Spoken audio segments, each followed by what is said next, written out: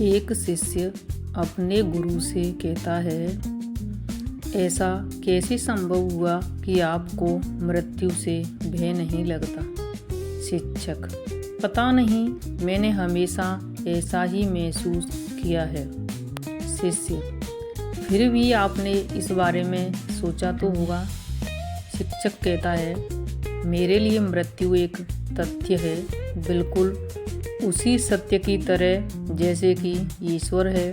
मैं इसे मानता हूँ।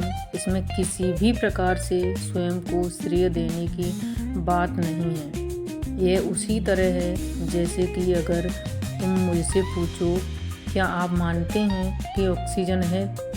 शिष्य कहता है, तो क्या यह केवल विश्वास का सवाल है? शिक्षक: वह भी नहीं, यह केवल एक सत्य है, साक्षात सत्य।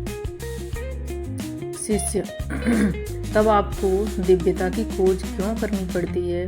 फिर आपकी जीवन भर ईश्वर की खोज का क्या अर्थ है? शिक्षक कहता है, आज मैं बस इतना कहूँगा कि ईश्वर प्राणियों में स्वयं को खोज रहा है और उसे ऐसे लोग मिलते हैं। शिष्य क्या कहता है, क्या यह आपको विचित्र नहीं लगता?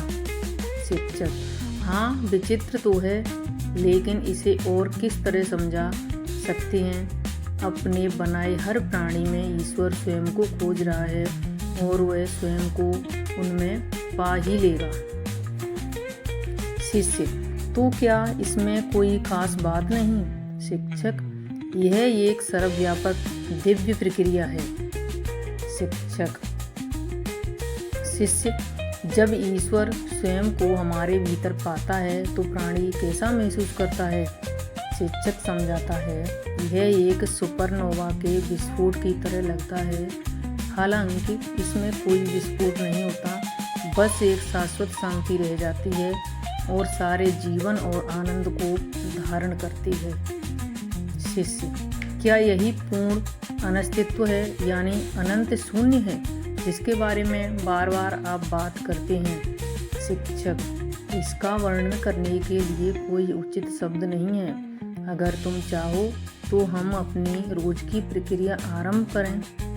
तुरंत ही शिष्य धीरे से अपनी आंखें बंद करके ग्रहणशीलता की स्थिति में आ जाता है। जैसे जैसे उसकी सांसें शांत होने लगती हैं, वह शिक्षक की मधुर आवाज़ के शांतिदायक निर्देशों के साथ ध्यान में डूब जाता है। शिक्षक: कल्पना करो कि सुपरनोवा आनंद पूर्वक तुम्हारे भीतर फूट रहा है।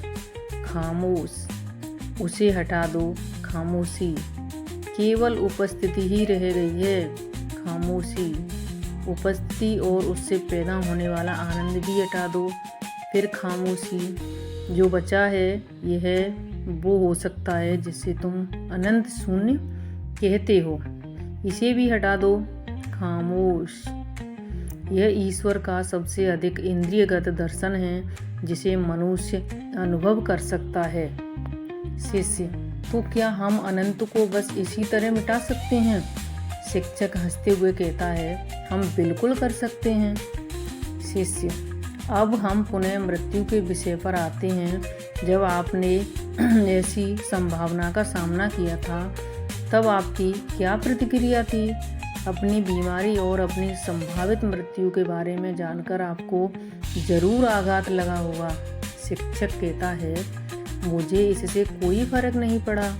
इस बात पर संदेह मत करो।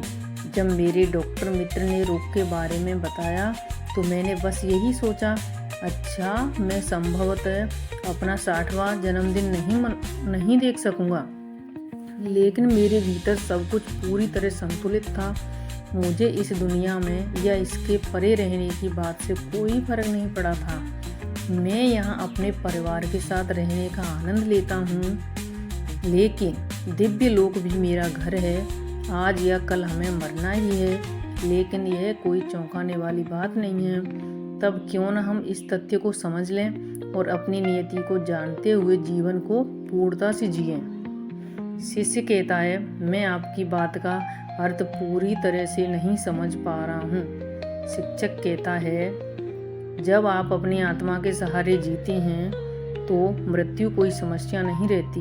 आप समझ जाते हैं कि आपकी दीप्तिमान आत्मा ने कुछ समय के लिए एक कीमती वाहन उधार लिया था। मृत्यु के रूप में उसका अंत हो रहा है। मृत्यु का चले जाने से कोई संबंध